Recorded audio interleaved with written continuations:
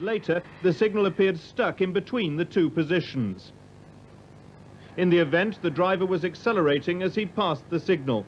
He had no chance of stopping and hit the stationary train at around 60 miles an hour, catapulting carriages into the river. The crash killed...